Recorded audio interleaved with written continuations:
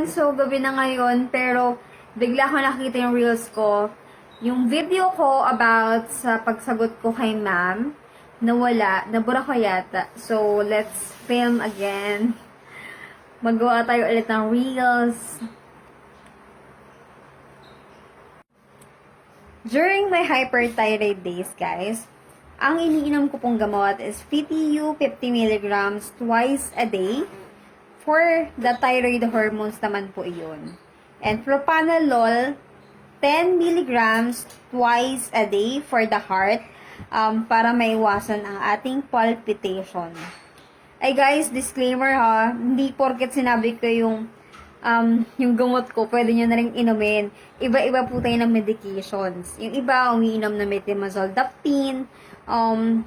Marami pong gamot ang hyperthyroidism.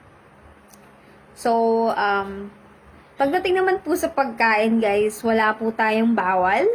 Except sa seafoods, iwasan lang po natin ang pagkain na high of iodine.